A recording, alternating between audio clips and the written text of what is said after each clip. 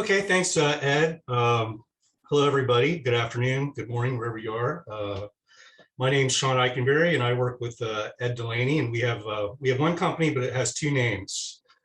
We have PeopleDocs, which does software, plan room stuff, document management software, based mostly custom software, and then we also sell equipment, scanners. So we use ScanWide for that as a DBA. So scanwide.com is our scanner brand. So we're resellers for National Liaison. We sell Context, and also we sell the Wide Tech and the Book Guys from Image Access. So those are basically the two main brands of equipment that we sell. My background, and also Ed's also, we worked for a company called Ideal Scanners and Systems, which was a distributor for Context. It was the largest Context scanner distributor for a number of years. I worked there for 16 years as the product manager, and we had often toyed about making our own scanner at Ideal. It never really came to fruition. There were several obstacles. Some of them were political. Context not wanting us to do that was one of them. But anyway, I always had an interest in developing my own scanner. And I had the opportunity as Ideal got sold to Context. Ed went to work for Context, and I started my own business. Quickly went through my savings and 401k, and so I had to find something to do to keep afloat. I was trying to sell software, trying to get that to take off, and having a little trouble getting traction. So I put myself out on the road to do some scanning jobs just to make ends meet. And so one scan job was going to counties in Ohio and scan these oversized books that they have at the county engineer's office. They all had them. They were very old. They were brittle. They had bindings that were going bad, but they were oversized. They didn't fit on a normal book scanner. And back at that time, they really didn't have much of a selection of book scanners, and they weren't very affordable anyway. So I built my own scanner to scan these books. And I'll show it to you. So this is the scanner that I built. It had two cameras, and they were basically point and shoot cameras that would shoot each page. The whole scanner was attached to the glass, and you had to lift up the glass and turn each page and reshoot. And it worked pretty well, except by the time I got done with the book, my arms were tired. So I knew I wouldn't be able to sell it to the public or to the reprographic industry, which is where I really wanted to sell it to. So some of the problems were that the camera technology really wasn't that good. A lot of the pages, because the cameras have autofocus, they rely on contrast of a page to be able to do that focusing. And if you had a page that didn't have very much on it, it wouldn't come into focus. So there were a lot of reshooting of pages and things that got in the way of my scan job, but I held on and stuck with it. So that was one scan job. Another scan job was and it also occurred in Ohio, northeastern Ohio. There was a lady who had a title company. It was actually her dad's. It was passed on to her. I don't even think she was in the title business. She just kept it because of the emotional attachment to her dad.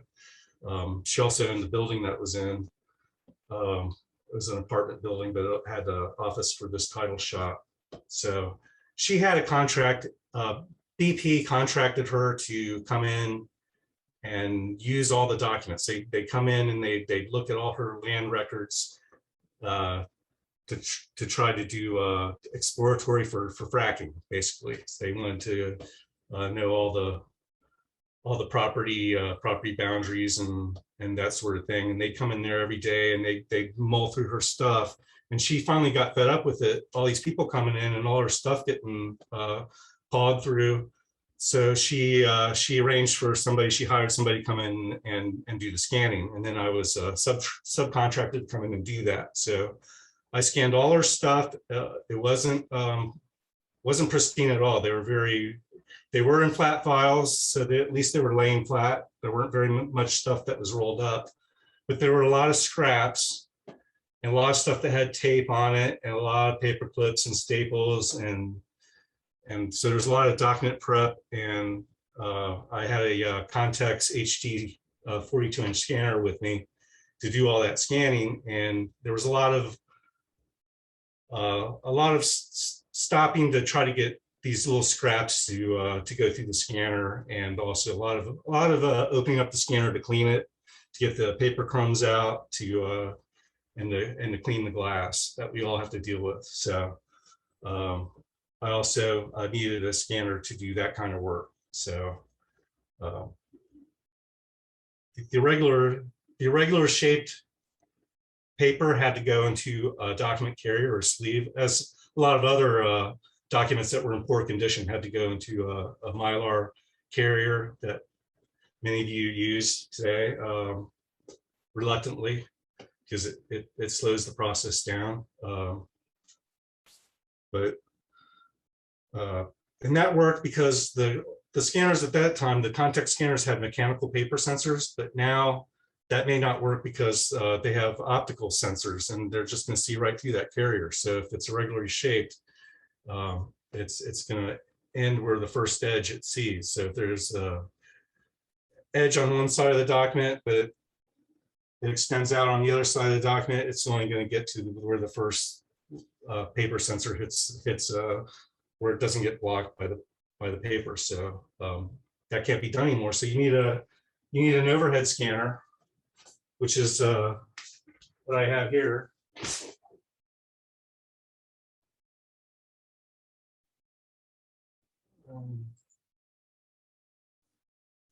So this is the ScanWide XL. I'm just going to go through a quick presentation in PowerPoint here. So basically, it's a scan table copy scan. It's 52 inches by 36 inches, larger than A0, larger than E-size scan area.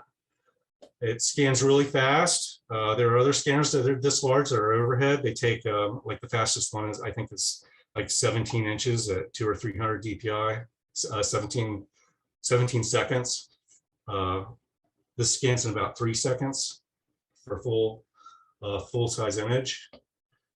It scans anything. Basically, you can scan wood, building materials, fabric. It doesn't really matter how thick it is, as long as it's less than 8-inch difference between the bottom and the top. And you don't have to turn it over like you do on a flatbed scanner.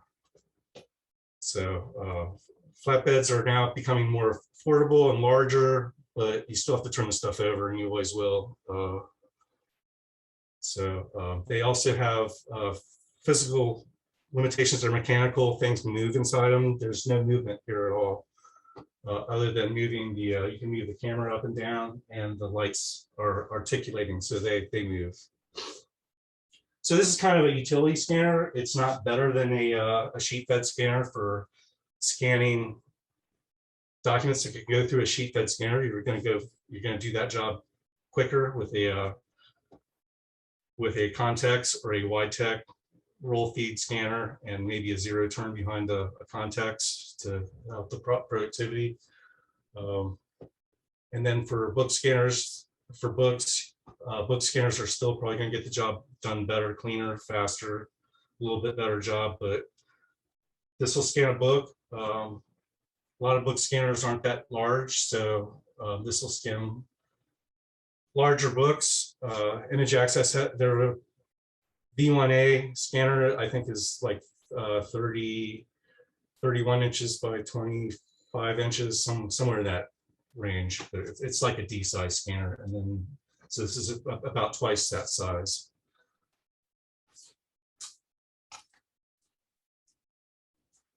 So the scanner table is custom manufactured. It's not a repurposed table.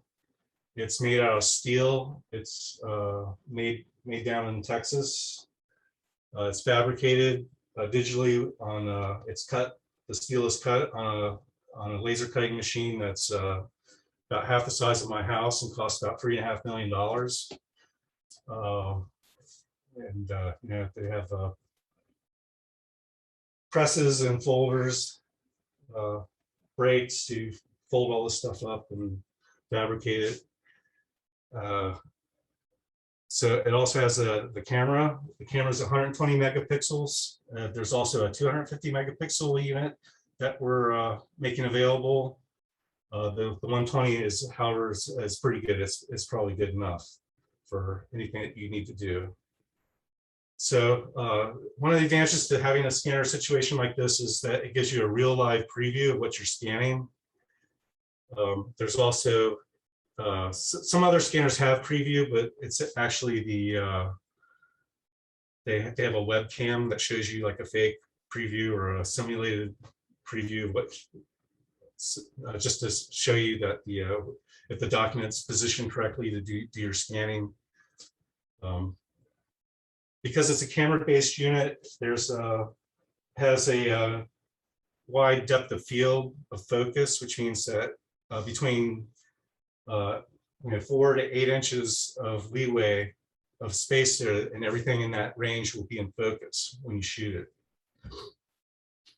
Also has a adjustable camera height. This boom moves up and down, so you can scan smaller objects at higher resolution. And most of the time, the larger objects, the full-size objects, don't need to be at full resolution anyway. So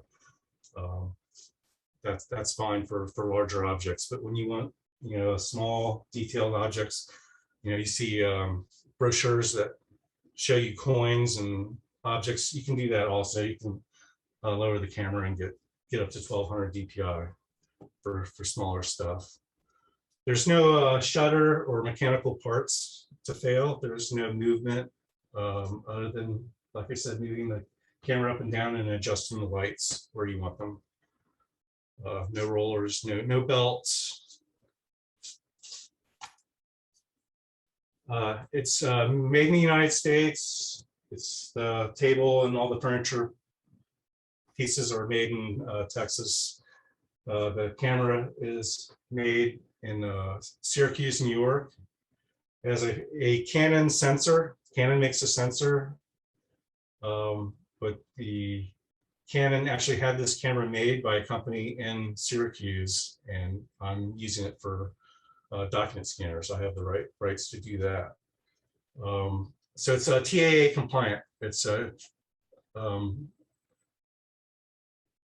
means it can be sold to the federal government, military, because it's made all trade compliant parts.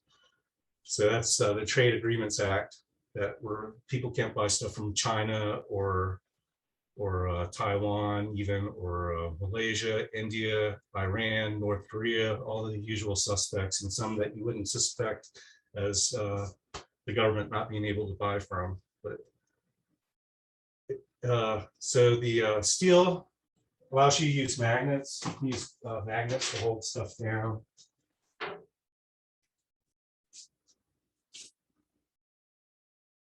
It's portable. You can take the mast off. You can get it through doors without taking it completely apart. You can put it in the back of a truck. I have an SUV that's a crossover, and I can fit 3 of them in when they're boxed up. So it does come in a box. If you need to ship it someplace, you can put it back in the box and ship it. And you can take it on site. So it also has caster wheels, so you can push it around. And it also comes with leveling feet, so you have your choice of which ones of those to use if you're conscious about the table being the stability of the table, and you want everything to be level, and then you use the leveling feet. But the caster wheels, each one holds up to 500 pounds, and they're locking casters, and they won't go anywhere when they're locked. So the lenses, you can use 25 to 35 millimeter lenses, and we supply those. So there's 3 different lenses. There's a 25, there's a 28, and a 35 millimeter lens option. The longer lenses need more room up to the ceiling. That's a limiting factor for this type of scanner, is ceiling height. So the lights, they're 1 by 2 inch or 1 foot by 2 foot LED light panels. They can extend out beyond the edge of the table, so they can extend a couple feet out. They're fully integrated, meaning they don't require their own stand on each light. A lot of the competitive scanners like this have lights that are individual lights that need to be set up separately. So that keeps the footprint small. So what can you scan with it? You can scan artwork, framed artwork, because you have the depth of field capability. You can get the whole frame. Everything's going to be in focus, including the artwork itself.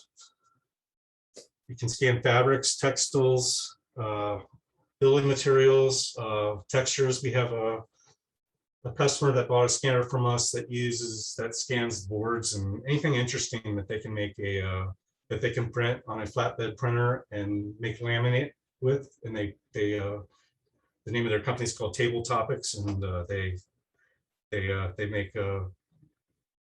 table surfaces and from stuff that they scan, which is pretty neat. So he can, like I touched on before, he can scan fragile originals, regular scraps, no need for document sleeves, carriers. Some of the places that I would go to that I'd be excited about if I were a photographer, I had equipment like this, is I would go back to county offices, courthouses, assessors, clerks, recorders, surveyors, public works. They all have stuff that they can't scan, that they've put away because it wouldn't fit through a scanner, or they had it scanned once and it didn't come out well, so they kept it, they didn't throw it out. They all have that kind of stuff. You just got to find it. So there's also cultural heritage, which is becoming pretty hot now, to scan artifacts and to preserve all the things from history that aren't going to be around forever. That's a whole different animal. You go into a place that's doing that, maybe a library system or a university, and it's just a different world. Their idea of scanning, if they scan 10 things a day, that's a big busy day for them. That's heavy duty for them. They in some respects they know what they're doing, in a lot of respects they don't. But between the two of you, you'd know everything. You'd be able to get their work out a lot quicker than they do themselves.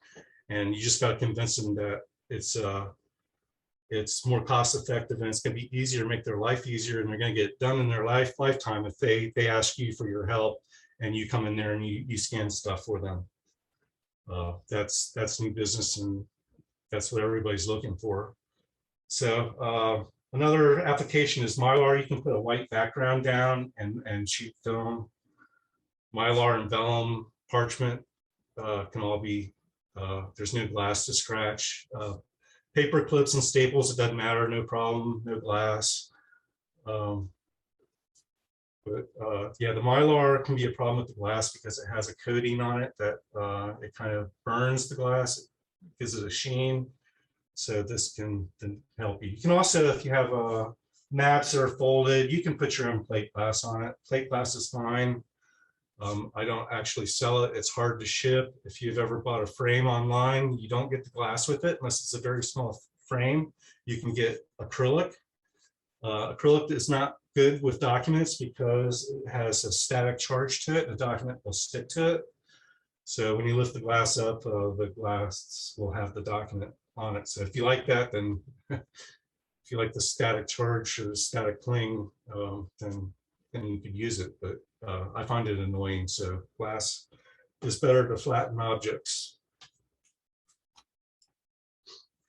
So these are the competitors. So back in the day, there's probably nobody old enough to remember this, but the reprographic shops would have overhead camera systems up on the ceiling where you could move them and position them over a table, and you could shoot camera ready art. And that was the pre-press workflow, was to get stuff, you paste up a mock-up, and you know, because there weren't computers to draw stuff on then.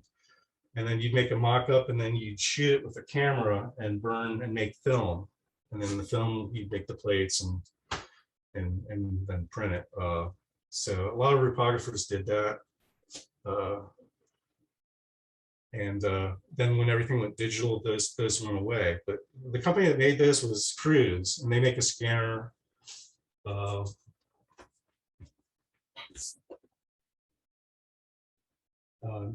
It's a very large scanner, and there's movement. It has a table. The table moves back and forth. It's expensive. It's slow. It takes up a whole room. Another competitor is Zoichel. They make book scanners for the most part, but they just came out with this big monster. It's huge. It's still only A0. It's the same size as mine as far as scan area, but it uses a longer lens, and it doesn't fit in between the floor and the ceiling. So they put a mirror in, and they bend the optics, and then the camera is actually sitting like a projector, like an LED projector.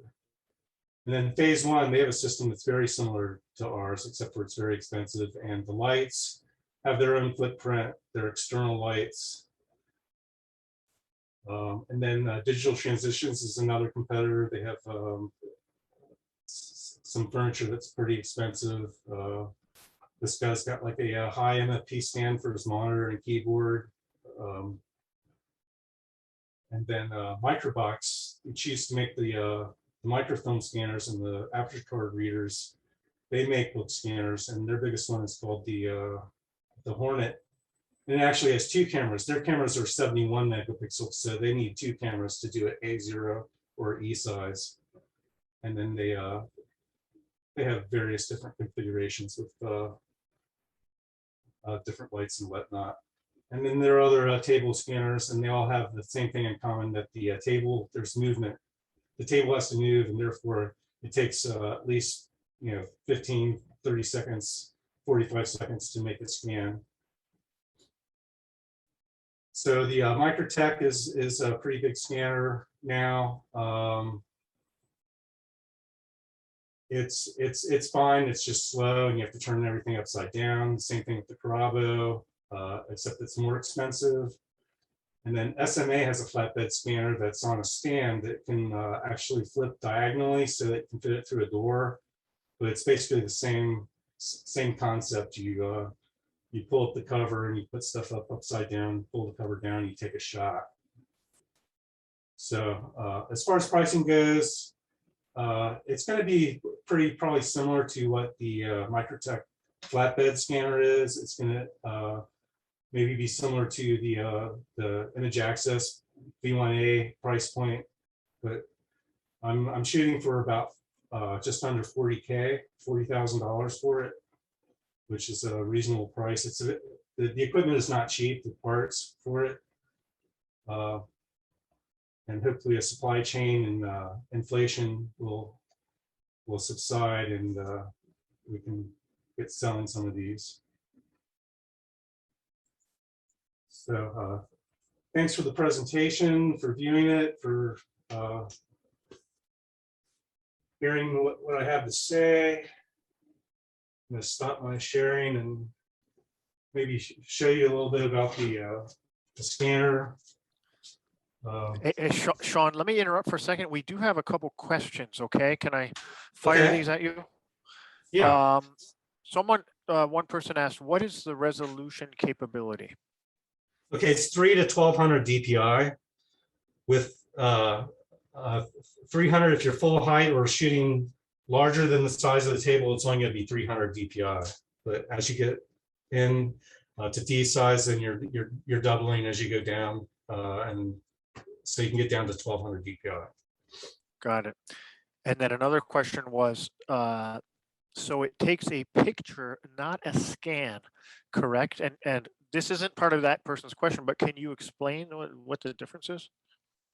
Okay, so most scanners are line scanners, which we can visualize when we have a sheet fed scanner that, you know, it can only scan a line at a time.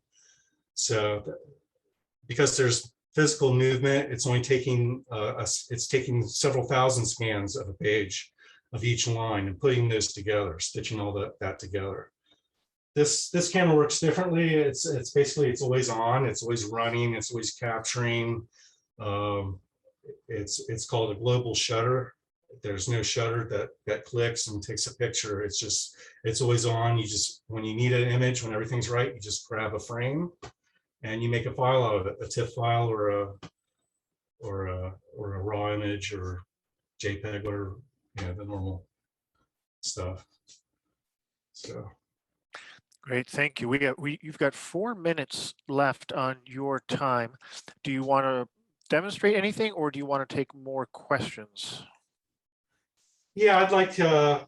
How many more questions are there? One more just came in. The person says, "Can we see a picture?" I'm not sure. Whoever asked that question, can you explain what do you want to see a picture of? Or a scan. Oh, I guess Yeah, they want to let me see do a scan real quick, because I don't have resolution. much time and I want to show you that. So you go back to screen sharing. Sounds good.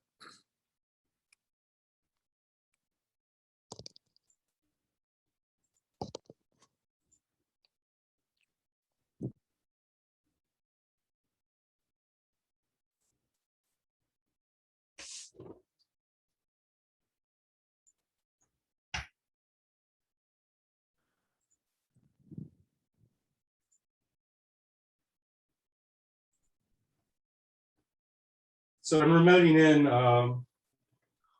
There's a controller, a small computer that sits underneath the scanner. There's a tray, and so I'm going to turn on the lights and do a scan. So that's the whole scan. I was kind of zoomed in, but I can turn the image a little bit and reshoot a scan so you can see how fast. I just hit the button, and there's the second scan that I did. I also have a book cradle. That really drives up the price for book scanners, but I have a cardboard one. And you can also use foam wedges that they make. They're for displaying books, not for scanning them so much. But I'm going to use a cheap cardboard scanner and scan the page out of old National Geographic Atlas.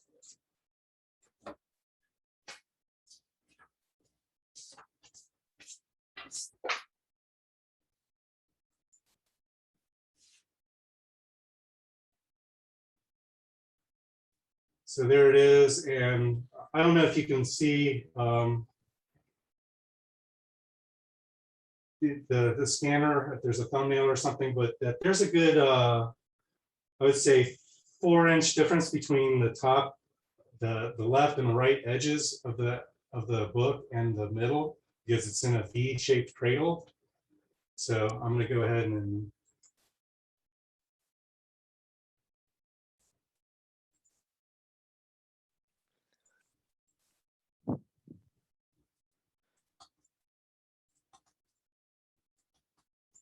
show you that it's all in focus. And then I could just sit there and turn pages and shoot as I turn the pages. Oops. Great, Sean. That's fascinating piece of equipment. We do need to move on to the next presenter. But let me say this, Sean, and I repeat this to other exhibitors here today. If any of you want to do a presentation just on your own product at some point, definitely let me know. we're happy to set that up. I know Sean's product here is new for everybody, and so you might have a lot more questions and might want to see more time on it. So Sean, if you want to do a webinar just for your product, just let me know and we'll set that up. Okay, great, Ed. Thank you, everybody. Thank you, Sean. We appreciate your support as a member, and thank you very much for your time today.